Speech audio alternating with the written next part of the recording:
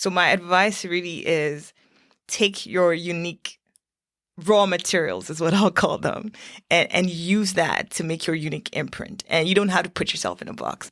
In this kind of podcast where I get to express like the different things that I do, might be hard to see like if there's a unifying purpose across, but there actually is. And it's the fact that I've taken all the unique gifts, experiences, exposures that I've had the opportunity that life has given me, and looking at how can I make the best use of all of this without putting myself in a box, right? I think we're easily boxed into like, oh my gosh, I am an engineer and I have to just follow that path. Meanwhile, you have other experiences and other gifts and talents that you can also put to use and make an impact in the world. Think about this. We're taught to see sciences and arts as opposites, as two distinct worlds that rarely intersect. But what if that assumption is wrong? What if the magic happens when we blur the boundaries between art and science? What might that look like? Perhaps you could give students in Nigeria the opportunity to put their innovations on display through science fair. Or maybe it's about finding groundbreaking ways to screen for cancer and HPV without needing a pap smear. Welcome to Voices of Leadership, my podcast that tells the stories of women who are redefining success and thriving on the edge of change. Today I talk with Ibukun Elebute, or IBK as she's known to her friends. She is part scientist, part artist, and entirely visionary. IBK is the founder of the STEMite Zone, an initiative that gives students the opportunity to see themselves as future problem solvers and change makers. Ironically, she herself is a problem solver and change maker as co-founder of CELLECT, a company that is pioneering the use of menstrual blood as a non-invasive and accessible alternative for cancer and HPV screening. CELLECT is an innovative company using nanotechnology to improve women's healthcare. This startup is working to empower women by making screenings less daunting, less uncomfortable, and more accessible. The STEMite Zone is bringing the opportunity of science fair to schools in Nigeria. Now, I don't know about you, but many of my science fair experiences involved scrambling to get letters and graphs glued to a trifold board. How is IBK doing it differently? That is what I'm most curious about. First, I'm going to ask you, how do you say your name? Ibukun. Ibukun, I also go by IBK. I saw that. So first I'm going to try Ibukun, right? Yes, that's correct. Oh, look, I'm so excited. IBK, I like it. So did you come up with that short form, or did somebody give it to you? My parents I literally have a birthday cake for when I was 1, and it says IBK is 1 on the cake. So it goes as far back as that. That's pretty funny. And did you grow up here or in Nigeria? So Nigeria, I was there till I was about 13. And moved to France because my dad, works in oil and gas, and he got a transfer there, and then moved to Canada all on my own. On your own? Oh. I wasn't even 16 yet when I moved to Canada. Good for you. Yeah. So where did you go? Like, how did you finish? Did you finish high school here? Yeah, so I did grade 12 here. It was a boarding school in Hamilton. It's called Columbia National College. Oh. And then from there, did my bachelor's in Carleton, and then went back to Nigeria for a year because I missed it a lot. And then came back, did my master's in University of Saskatchewan, worked in Calgary, worked in Halifax, and then came to Kitchener, and then doing a part-time master's in University of Waterloo in entrepreneurship. So, are you? Yeah. I know about that program. Is it good? Yeah. Do you like it? It is. Yeah, it is. Oh, So are you doing it right now? Yes. Second year part-time. Yeah. Nice. Congratulations. Thank you. So just for context, we sort of met. I saw you speak at the Catalyst Commons at the She Tech Talks that they have. I think it's every quarter that they have it. Yeah. Yes. And your story really inspired me, and I was really interested in all the things that you're doing. So you're meeting me for the first time, but I feel like I've met you already. Yeah, and you're so warm. Oh, thank you. So I'm going to just, start with the bigger philosophical question that sort of talk convergence of art and science, because you are both a musician and a scientist. And I think it just brings such a unique perspective. So can you talk to us about the transformative power of combining creativity and technology, which then leads to innovation in unexpected ways? Yeah. So I have this theory that science and art are not separate. I think they come very hand in hand, and they help you shine in both. So as a scientist, I find that tapping into my creative side helps me. And if you think of it, like the whole premise of innovation is around being able to be creative in your solution. Okay, yes, science helps you to discover, but when it comes to innovation, you're using creative ways to solve or address what you have surfaced, from science. And so for me, like, I think that's actually probably why engineering actually appeals a lot to me. And then on the other side too, as an artist, I think there is something about finding the science behind how things work, and being able to be repeatable. And yes, art, there's a creative side to art. But like, there are times where you need to be able to discipline yourself, even though you don't feel like it. I mean, I think I found that a lot, especially with like songwriting, where like there's a method, at least that works for me. And that's really like finding the science of it. So yeah, I think they converge. People, like unknowingly make it happen that way. And I think I think people just need to understand that like they combine and they overlap more than we realize.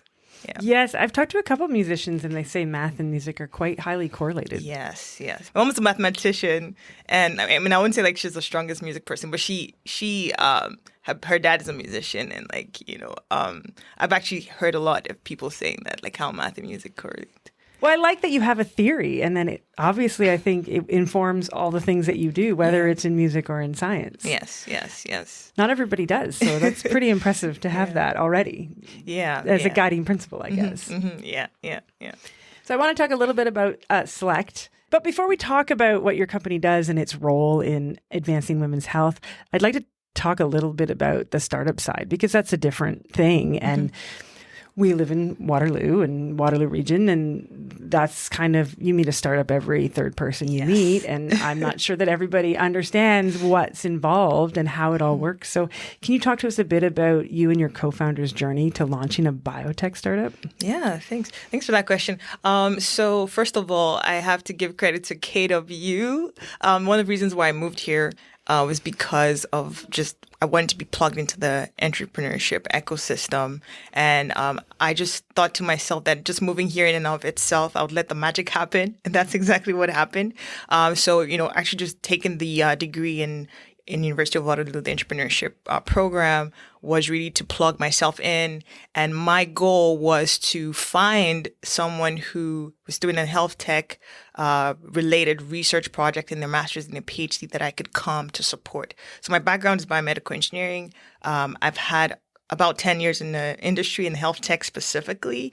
And so it just came up time to be like, you know what, I want to be able to create something. And I think the best use of the skills and experience that I have would be to come join someone who's like a core scientist to bring whatever it is they're doing to market. And so because of that, I started to go to a lot of events at the University of Waterloo, and that included the Velocity. They had like a cornerstone program at the beginning of the year. And I just went in, with an idea of my own as well. And, the objective of that was to like validate, speak to as many people as you can to validate whatever idea it was. And that's where I met CT Murphy, my co-founder.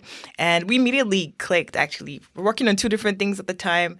But, there was just that, oh, hey, like, we just kind of vibed on that first day. And, it was a 10-day program. And, we kept in touch after that. And long story short, come June of this year, I decided to join her because she was looking for a co-founder. And I just thought like, hey, like this is the reason why I started this. I came on this journey in the first place. So yeah, we started CELLECT. Well, I joined her with CELLECT. She already started CELLECT at the time. And obviously she's working on the development of the IP of CELLECT through her master's full time, which is amazing. And, I'm just really here to support the business development of it. Obviously, being supported with my background in biomedical engineering and that type of thing. So, yeah. Wow, that's such an interesting journey and so proactive just of you to come here and recognize that if you come and meet enough people, there probably will be an opportunity that presents itself. Exactly. I mean, I like to think of KW as a Silicon Valley of Canada. Yes. So you joined in June. Yes. And then what is your main role then? And what are you doing to support the technology, I guess? Yeah, for sure. So I let her do all the science, which is a lot of work. And I could just, because I've done a master's research project myself, and I know how consuming it is. So I just try to carry everything else as much as I can. And the goal of that is, like, I just wanted to be able to focus on the science so that she can speed up with that process. She is CEO. She has very, very great soft skills that, are befitting for the role. But I think that's the beauty of, like, being able to combine with, I'll say, like, we're very, we're very super women in the sense, like, we're very driven, two very driven people. And that's what makes me excited about the success of Select. So yeah, like, I primarily just help, as a COO, just operations, a lot of business development for now. So, like, helping with, like, the fundraising, like, validation, research, just, like, the regulatory stuff and all of that stuff that you have to go through in the medical device pathway. Yes. Yeah. Have you met other co-founders in the femtech space? Because I know that's a growing space.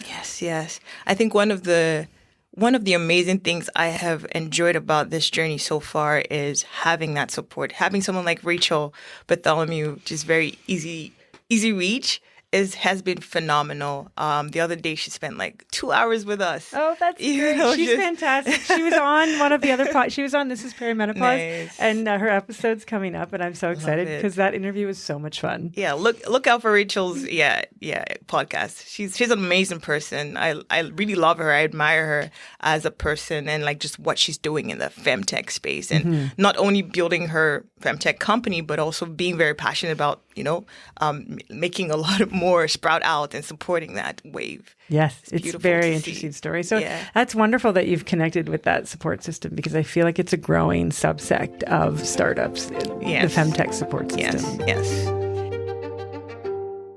Let's pause for a moment and consider this: the speculum, a tool most women dread. I know I do. It has remained virtually unchanged for nearly a century. Developed in the mid-1800s, first used in cervical cancer screenings in 1928, and scientifically validated in 1941. It is a device that feels more like a relic than a modern solution. And yet, it is still the accepted practice in women's healthcare today. That is, until now. This is where things get interesting. No speculum, no pap smear. So let's talk a little bit about the science behind Select. So it's a collection device. And can you give us an example of then what company would use your technology in conjunction with its diagnostics, I guess?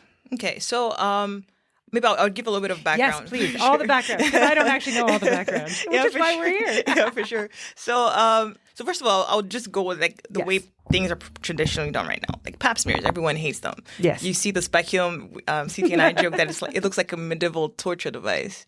And, the whole idea there is to be able to scrape cervical cells, from the cervix of the woman. And then that goes to, right now in Canada, they take it to a cytology lab where it's observed and they look for abnormal cells. And that's, indications for cervical cancer. I mean, there's a better way to do it, which is HPV DNA, which is compatible with Select. And that's what Canada is switching to. Oh, okay. So yeah, like, that's that. And then, sorry, I have to go back to your question. No, that's okay. So you collect the menstrual blood, and then how does a company then use it to diagnose things without doing a pap smear, I guess? Yeah. So basically, Select is coming as a collection, like the way pap smears are, like where you're collecting these cells. But for us, we're leveraging the power of nanotechnology, which I can go a bit more into. I do. I'm like totally mildly obsessed with the idea of nanotechnology, because you see it in movies and you're like, is that real? Well, yeah, it is. I know, because Waterloo has such a strong nanotechnology program. And so I've heard about it from a variety of people. So what drew you to that, I guess, on a sidebar? That's fine. Yeah. So basically on the side there, so nanotechnology is being able to manipulate the properties of a material, because you're able to do that at a nano level. So 1 to 900 nanometers. So it doesn't necessarily mean that you like we're dealing with nanoparticles. It just means we are synthesizing, we're engineering at the nano level. And with that, you're able to, make it have desirable properties. So in our case, we're using it to extract DNA from menstrual blood and cervical cells. And when you see nano, it's even smaller than cells.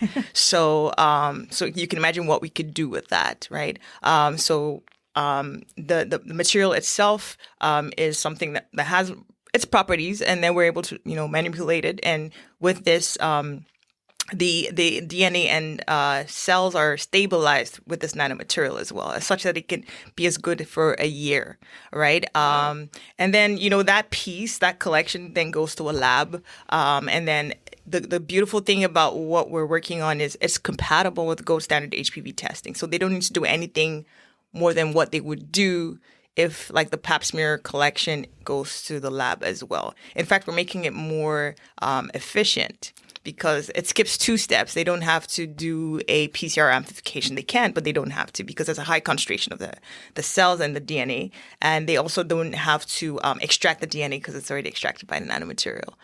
So for us, it's about, being compatible with the already gold standard HPV DNA testing, making it more efficient in this way, making it cheaper.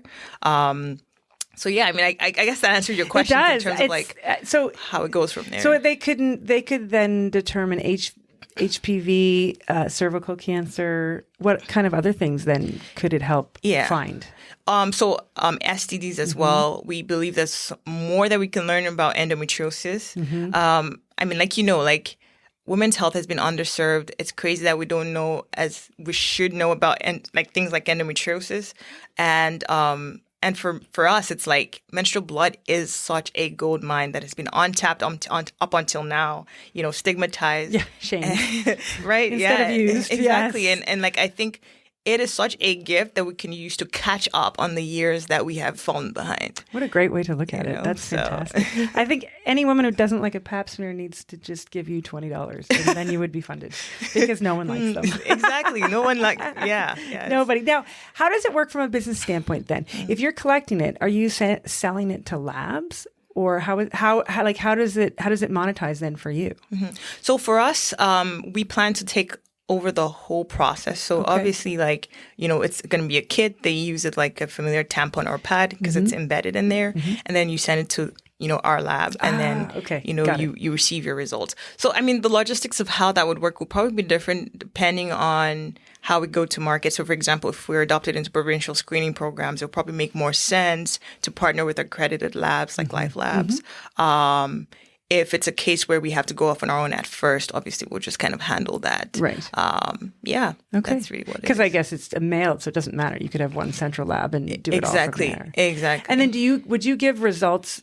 Would you then determine results at the lab? Yeah. So if it's with the provincial screening program, I think it will make sense that the results go to the doctor. Correct. And communicated to the patient. In a case where we're not, in partnership with the doctors, to be less liable, we would just say, hey, this is normal. This is what you're seeing. We highly recommend that you see a doctor. Right. So you can skip the medical side of it by just providing information. Yes, exactly. Which, I mean, we would all be happy with more information, I think, at the end of the day. Yeah. So, I mean, the good thing about it is we don't have the onboard diagnostics, right? So the whole idea is, we're not doing any, it's de-risked in the fact that we are compatible with gold standards. So depending on how our regulatory goes, it would determine what we can do in terms of giving people results and how that would be presented. But yeah, it's gold standard stuff. So, right. Yeah. And then from a marketing standpoint, it would have to be almost a re-education that this is absolutely safe and to standard in place of a pap smear. Yes. And how many more? You probably get so much more information because so many women probably don't even bother because they don't want to or they don't have access to it, right? Exactly. Yeah. As actually, Cancer Care Ontario reports that only 60% of women due for screenings are getting them. Wow. So it's a whole 40% not doing anything. And I'm assuming Canada is no different than around the world, so this could have global applications eventually. Yeah, it's probably worse than outside of Canada, right? Because outside of U.S., Canada, and maybe places in Europe, there are places where there's cultural barriers around how pap smears are traditionally done, trauma. Like there are different things that are keeping people from getting screened with the traditional ways right now. That's so fascinating. What a great idea, and what a great way to use the things that are in front of you. And if we can catch up and make a difference, it sounds fantastic. Yes. Now, I mentioned that I produced another podcast called This is Perimenopause, and the two hosts, Michelle and Mikkel, they would expect me to ask you, how does SELLECT provide options for women who don't menstruate or have other reproductive health factors? Can they still benefit from this technology? This is a very good question, and a question we get often. I think for us, it's very important about accessibility. I mean, I think it's 30% of women who do not menstruate, right? And so because we're dealing with a nano material, the amount of fluid that's needed to do anything with is between 5 to 15 millimeters cubed, which is very small. So that being said, we can apply the same principles to vaginal discharges, right, and vaginal fluids. It's not what we're looking at right now, but it's on our roadmap. Right. And yeah, it's very important. And I think, yes, we know what's in menstrual blood, but, we have very high indications that we probably be able to get similar type of information from discharges as well. Well, that's great, because I think that's all people want to know, is that it's on the roadmap, because you are a startup and people have to remember that there are 100 things to do, and you're probably on 7, I would think, somewhere around there. And so, but it's good. You have to have the conversation that it just lends itself to accessibility, right? Yes, exactly. Let's talk about science fairs for a moment. Innovative nanotechnology that will change the landscape of women's health is great, but science fair is what I really wanted to talk to IBK about. If you're like me, you probably remember the frantic scramble of cutting out graphs, gluing letters to a trifold board, and hoping your last-minute effort would hold together under the bright lights of the gym. The only real change I've seen in recent years? An online, standardized science fair template that you have to print in advance, which somehow manages to make the process even less creative. But what if science fairs weren't about checking boxes and following templates? What if they were a tool for sparking genuine curiosity and fostering innovation? That's exactly what IBK is doing with the STEMite Zone. She's not just reimagining the science fair. She's transforming it into a launchpad for the next generation of African innovators. Picture this: students building guitars from local materials, starting a small business, or even tackling a social science project. Yes, social science. Bringing art and science together once again. And here's the most striking part. IBK isn't just teaching students how to solve problems. She's challenging the cultural barriers to innovation. One of my favorite parts of our conversation is her story about brooms versus vacuums. As a parent, I've seen how curiosity in kids can get stifled by rules, restrictions, and a lot of no's. But IBK's approach is different. So how does it work? What can schools around the world learn from this? And could this model change how we see science fairs entirely? I think so, because what she's building doesn't sound like any science fair I've ever been to. Okay, so now I want to let's talk about science fair. This actually, I have to say, is the thing I'm most curious about and what intrigued me about having a conversation with you. So, because I don't know, growing up, you talked about, living in Nigeria and living in France and then coming over here. So I have no idea what your science fair experience was like, but ours here in Canada is generally a trifold background and some letters and some grass and a potato or a volcano.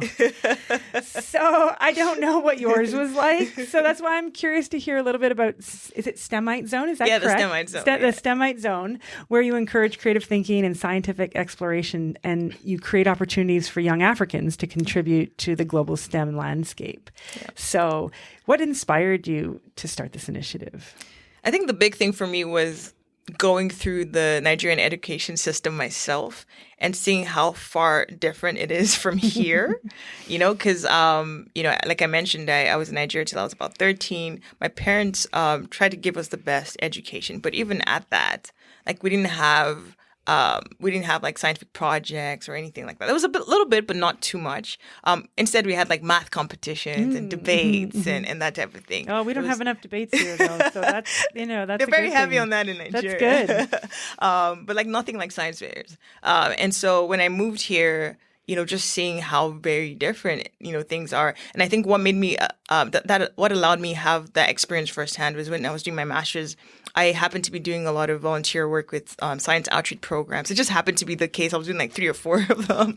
And I was just so amazed at how, being able to connect science, like what they were learning in class, to the real world, like how it would just spark them, and like they're just like bright-eyed and just eager to learn. And I'm like, oh, this is something I missed, growing up in Nigeria. And then later on, I volunteered with the Calgary Youth Science Fair when I was working there, and I was a judge, and I was just so fascinated. Trust me, it's not volcanoes and potatoes. Like, they have more fascinating things, and I'm like, this kid is what, in grade 2? Like, how did they come up with that? And I think that was like where I was like, oh my gosh, like, why don't we have this back home? And could this be the reason why there's a gap in innovation, back home as well? And also, it just there's a little story that I have that I think also kind of captures how this is how the lack of innovation might be a cultural mindset back home. Is so when I was growing up, my grandma would come visit us. We had a vacuum cleaner and like a broom. A broom is probably not what you imagine when I say broom, because here in Canada, broom is like the stick with the brushes. Mm-hmm. But in Nigeria, a broom is like a bunch of wooden tiny sticks that is bundled together, and you have to like bend down and like sweep. So we had both, and I was just cleaning the house with a vacuum cleaner. My grandma was like, no, you have to chuck that away. You have to use the broom. You have to work. I'm like, but why? And she's like, that's how we've always done it, and we have to stick to that. And I thought that captures just how, I think the Nigerian people are. I can speak to Nigeria because that's where I'm from, and that's where I grew up. Where like it's working, and we'll just keep doing it like that. We're not trying to make it any better, any efficient. We'll just stick to it. And so for me, it's like addressing this at a cultural level, and I feel like the way you could do that is at the grassroots level with the young ones. And so for us at STEMite Zone Fair, it's less about just doing a fair. For us, it's like a cultural shift. Mm-hmm. We want to be able to, like a movement almost. And that's why we supplement the fair with we have a fellowship program.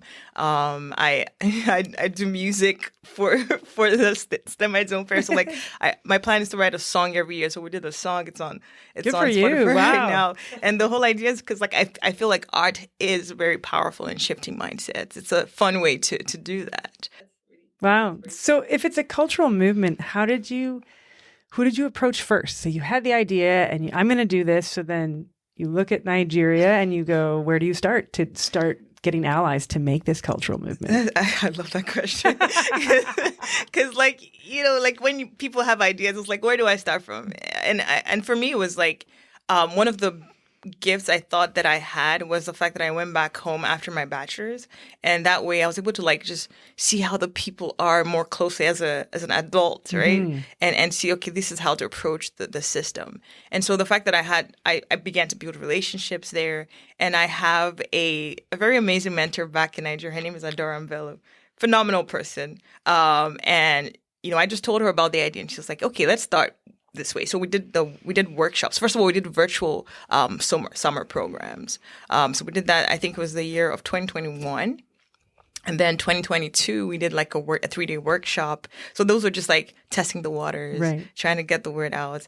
And then this year came around, and we're like, yeah, let's jump, right? And so what I did was, first of all, it was very difficult to penetrate the system because the teachers, are they on board? Yeah, the educators, how does that work? It's very different from here. And at first, how you just be yeah, I'll just shoot a bunch of emails. So I sent 200 emails to the schools that I had access to. Only 1 or 2 responded. Wow. And I'm like, yeah, we probably need to figure out how we're going to do this. And so I started to just look into my network. I started asking people how do you think I can approach this? And one of my friends was like, hey, I know someone who runs they said that they had a platform that matches teachers with schools. Mm. So I spoke to him, and he was like, oh yeah, I think we can. So what we had to do was we put up a job posting of yeah, we're looking for ambassadors, teachers who are interested. And so we had to actually pay them an honorarium, put them on an 8-week program. We had to create training material.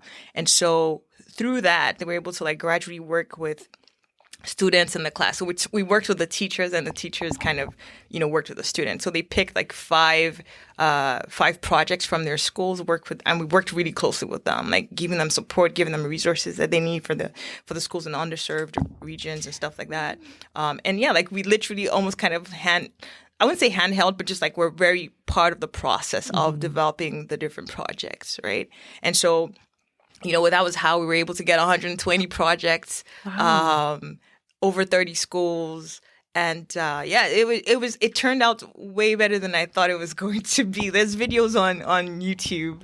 But yeah, it blew our minds. Like the fact that we could pull that together, especially because I live in this part of the world. That's what I was going to say. This is your first year, and you made it happen with that many schools or that many projects from here. Did you go back for the science fair? Oh, yes. That's good. I was there for like 5 weeks prior, just to make sure that but even at that, I was so busy at the time, it was crazy. But thanks to just being able to have people on ground, people who know the system, people who, can go in and talk to the Ministry of Education, and we got their support and all of that stuff. But yeah, things work very differently back there. I can imagine. Yes, very different. That's amazing that you were able to do it. And can you tell us about some of the stories and some of the students you met? Yeah. So to be honest with you, on the day of the fair, I didn't have time to actually go through the projects. I'm sure you didn't.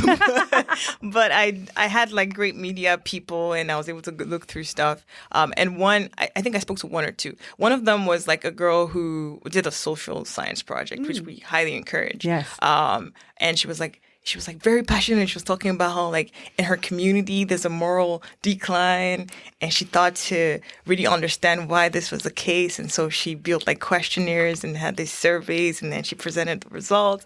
I thought that was quite interesting, because for us it's less about doing the crazy big innovations for now. It's about nurturing the curiosity, because I think curiosity is the birthplace of innovation, right? So there was her project, and there was a kid that did virtual reality stuff. There was a student that created a model of an estate that was for low income earners, and it was very very sustainable. I thought that was interesting. There was kids who actually made guitars out of local materials. There was another one. There was one kid that I happened to speak to, or there were two of them who they were so you were going to start a line of business of skincare products from local materials, and they had different soaps, and they were pitching this thing better than your typical entrepreneur. I was and they were yeah, we're going to start a business. And I was just so inspired by that, because I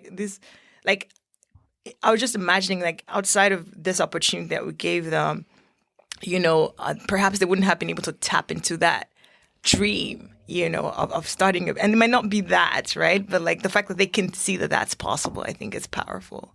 It is. Yeah. And I really am inspired by the fact that you're talking about science as all ideas. You talked about social science, and there was some entrepreneurship in there.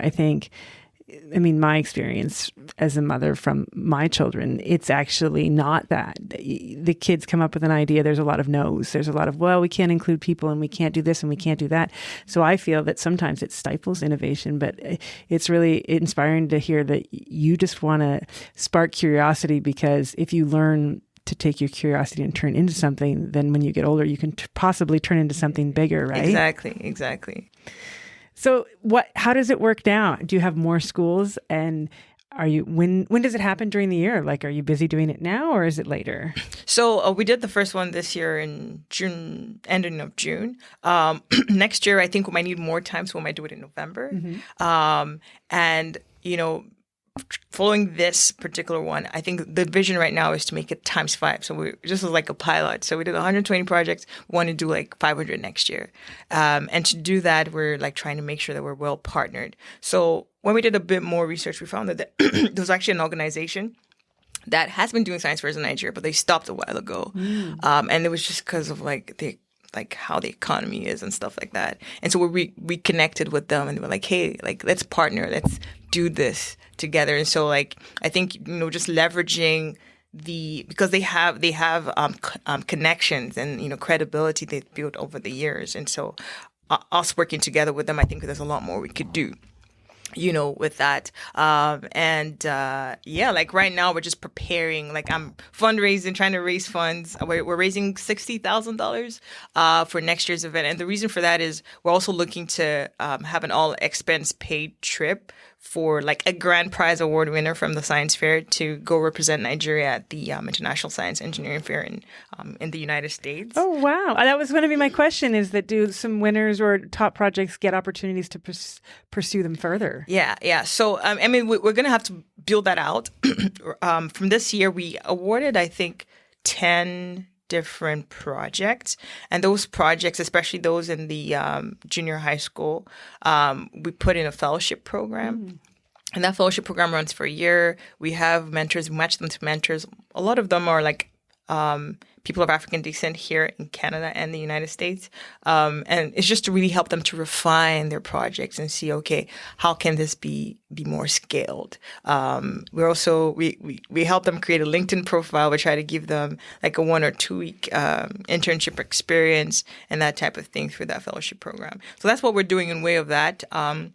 I think from the projects I saw this year, I think there's a lot of work to bring us to a place where they're creating projects that can be scaled. But I'm already preparing for that. Like one of the things I'm also doing is talking to accelerators based out of Nigeria and Africa and saying like, hey, this is what we're doing. Is there a potential for us to collaborate if like there's a project that actually like is ready to go to market can take it to the next level? Exactly, that's a great idea. Exactly. Yes. So yeah, we're preparing and the whole idea is to be able to do that eventually. Yeah. And so how can people and organizations get involved to support STEMite?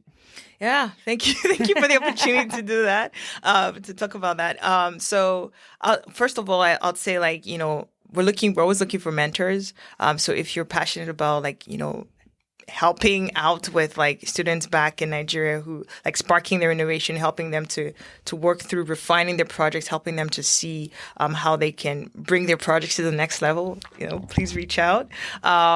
Also, like I mentioned, we're trying to raise funds for next year's event. So if like corporate sponsors is usually great, not only for the funds, but also for the credibility and things like that. So if you know any organizations that will be willing to partner with us, please reach out. We're also open to like individual donors. Our website is the STEMiteZoneFair.com. If you're willing to just be a part of this, we're happy to receive your donations. And just like spreading the word as well. Okay, well, we'll put everything in the show notes because I think there's lots of people that would find it very interesting and a worthwhile cause. So. Yeah, thank you. I have a couple of sort of general science fair questions because I referenced there's differences here versus what you're trying to do in Nigeria. And, you mentioned working in Calgary at the science fair and being a judge. And so you sort of see the top tier sort of self-motivated students that want to do it. But there's a whole triangle below that of students that sometimes students may see science fair as, sort of just another school project. And how would you inspire them not to take that opportunity for granted? I think it's how it's presented to the students, right? Because you mentioned like perhaps like there's a whole thing around like we want to make sure it's a particular kind of science fair, like that's because I've seen some very, very high advanced projects where I'm like, oh my gosh, this is from high school. But I think also just making it broader. I think maybe having inclusion of social sciences as well. I don't see as much of that in the science fairs in Canada. And then, just being able to say that, hey, like you don't have to do anything that's groundbreaking or anything like that. It will be great.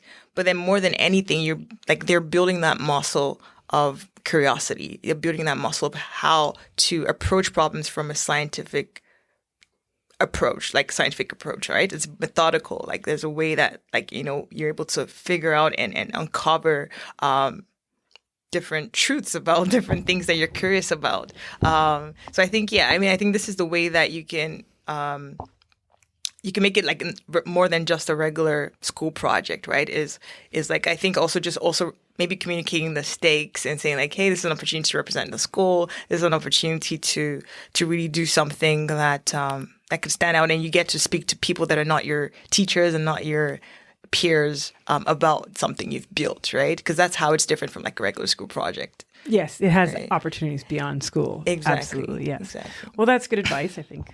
Hopefully lots of students and schools can listen to that, because I think science fair, the way you talk about it, is really such a way for students to sort of see themselves as future problem solvers and change makers. And I would love to see that in every science fair across the world, because what a great opportunity, right? Yes. I love the way you said change makers, because that's the passion behind this, is like we want to nurture the next generation of African innovators. So how do you take science fair from Nigeria across Africa? Yeah, so small project. Yeah, so I mean, for us now, like I think it's like step by step. You know, I said we started with the virtual, Yes. then we did the workshops, and then we did this 120, and then what we did this year was like Lagos wise. So like Lagos is the most populated city in Nigeria, and like it's the the business centers, like New York, right? So we did that. And then next year we'll do like Lagos and as well as other states across Nigeria. And then the next after that, we'll probably expand to Ghana. So like we have a plan of just taking it like a step at a time, right? And so we imagine that by year 5, we should be doing at least across West Africa is the plan. Great. Yeah. Well, I can't wait to watch and see it grow. I think it's fantastic. Thank you. So my final sort of broader question then to you is, reflecting on your journey so far, what advice would you give to those aspiring to create meaningful change in their own fields?